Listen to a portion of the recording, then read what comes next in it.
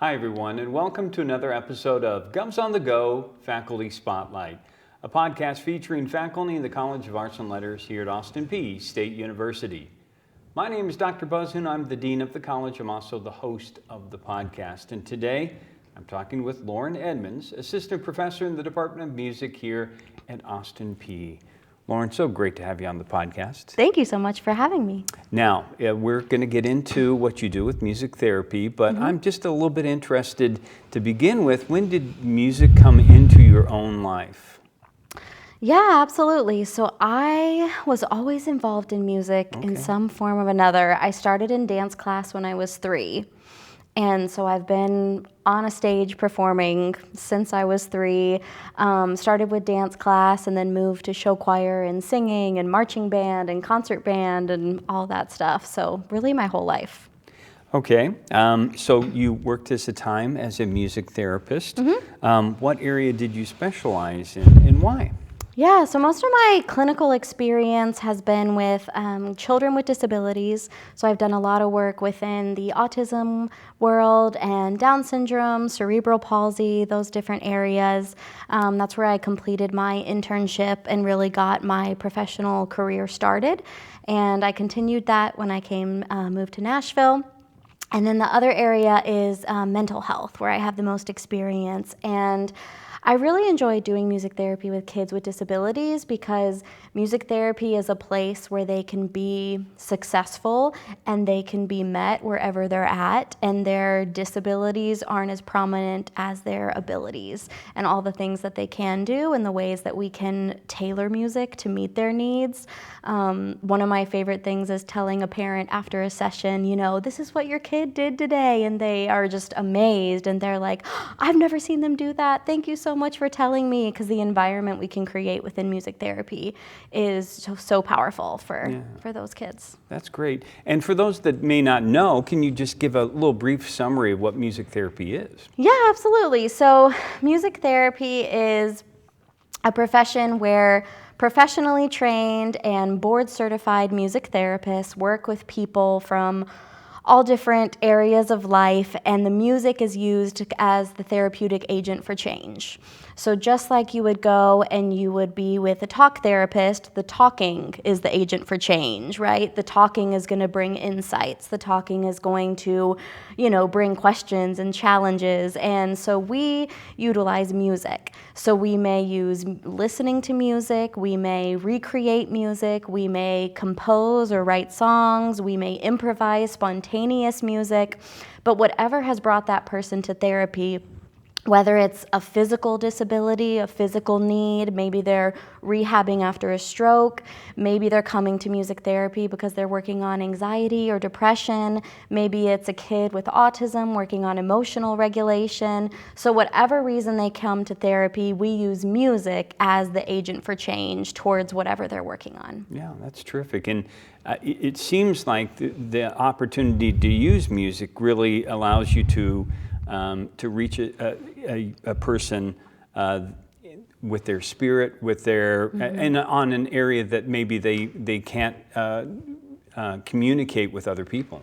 Absolutely. A lot of times it's, a lot easier to have that nonverbal option of communication. I think, we all can relate if we're maybe having a rough day and we can't really explain why we're having a rough day, but then a song comes on the radio or a song comes on our playlist and we're like, oh, that's how I feel. Okay. And it just hits you in that different space, right? And so music has this ability for that nonverbal connection and that nonverbal expression, whether it's, helping define an emotion or help clarify a life experience, or whether it's a child that has an easier time, practicing conversation skills or social skills within music. We can play a drum back and forth, and then that can transfer to social interactions and turn-taking in their other areas of their life. Now, I know that you've been here a short time at Austin Peay, but this is really giving you an opportunity, and one that we're very happy to provide to you, to build the program from the ground up. Can you talk a little bit about what your goals are for the program?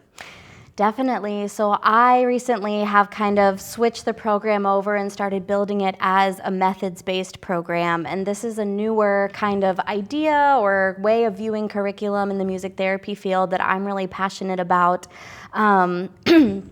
Excuse me, I was really fortunate to have my grad school professors teach me from this lens, and it really inspired me to kind of shape the program this way, because music therapy is a field that is constantly changing and growing every single day.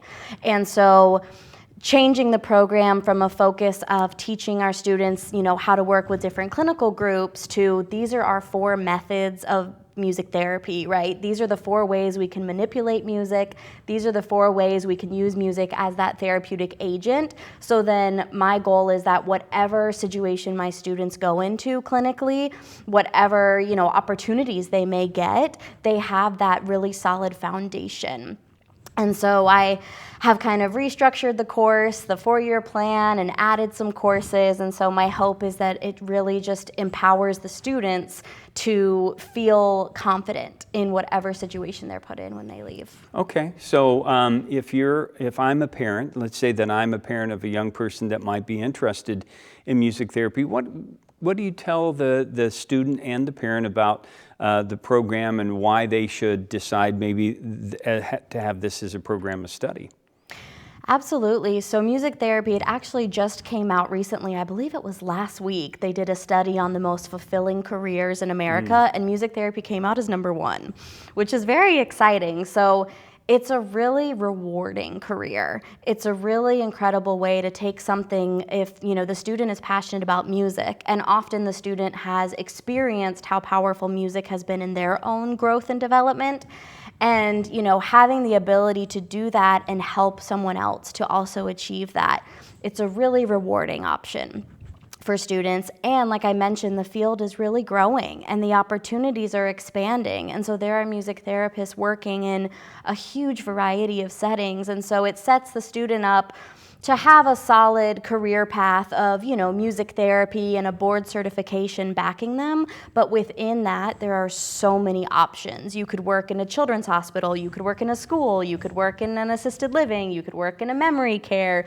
A lot of music therapists are doing work with refugees. And so it's a really amazing career and option for students to consider, just because of kind of the breadth of things and the experiences you'll be allowed to access. And again, in your short time here, you've already tried to reach out to the community to provide these sort of opportunities, these learning experiences for our kids. Can you talk about when you reach out to someplace, how do you let them know that our students are available to help? Yes, absolutely. So I have been really passionate about, expanding the music therapy that's happening in our community, not only so the community has access to the services, but also so our students have these different opportunities for their clinical experiences before they go off to internship. So we have reached out to the autism community. And we've started autism groups on our campus, and we're expanding those next semester to all children with disabilities of any kind. So we're having those, music therapy sessions on campus, and our students are able to complete those as a clinical experience, and those services are free to the community.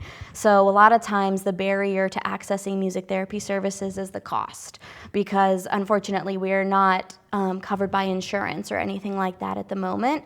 And so giving the community a chance with the support of the university to offer that, I think, has been really important. And we also hosted last year an outdoor sensory-friendly concert. So something I was really passionate about was having that experience offered to all members of the community, because we have so many wonderful concerts going on in the Department of Music, and some of those might just not be accessible to all families. So we did an outdoor concert out in the AP Bowl, and the kids ran around and played while the students were performing, and it was a really cool opportunity to just, again, expand the offerings to the community. And you've also connected with Fort Campbell, and talk a little bit about trying to get that connection. Yes, so with your help and all the connections, we got in touch with the Soldier Recovery Unit. And so it's a specialized program on Fort Campbell that offers a long-term recovery program for soldiers.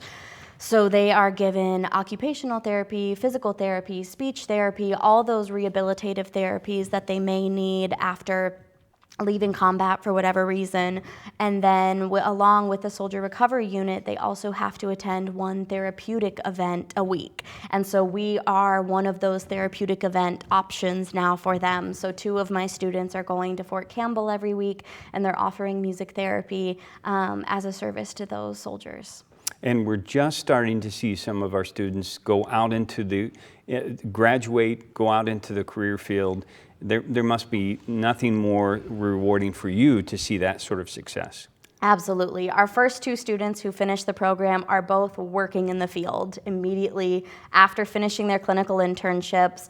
One of them was able to then move back to her hometown and secure a music therapy position in her hometown community close to her family and friends. And the other student was able to, was offered a full-time job where she was interning because they wanted to keep her because they were so impressed with her during her internship. So we are so proud of them and hopefully we'll continue to see that success in our graduates. And just to sort of wrap up here, Lauren, anything in the future that you have in store for the music therapy program? Yeah, so I'm really excited to be hosting our first high school recruiting event. So we're having our first music therapy day for high schoolers on Sunday, November 17th from 2 to 5 p.m. And I have therapists coming from Nashville and Clarksville to be a part of that. So I have a therapist from Vanderbilt Children's Hospital coming. I have a private practice in Nashville that does community-based music therapy.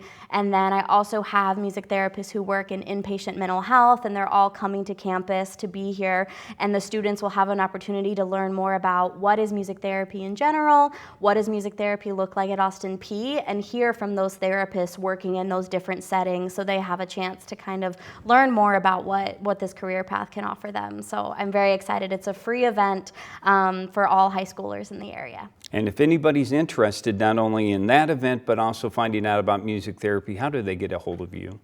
Yes, they can email me. My email is edmonds, EDMONDSL, @apsu.edu, or if you submit any of the music inquiry forms and if you check the music therapy box, I will be the person that gets in contact with you. Excellent. Thank you so much for sharing your time here and talking about music therapy. Thank you for having me. And thank you for tuning in and joining us today. We will continue to profile some of the outstanding professors we have here in the College of Arts and Letters at Austin Peay State University. So until next time, stay safe, take care, and God bless.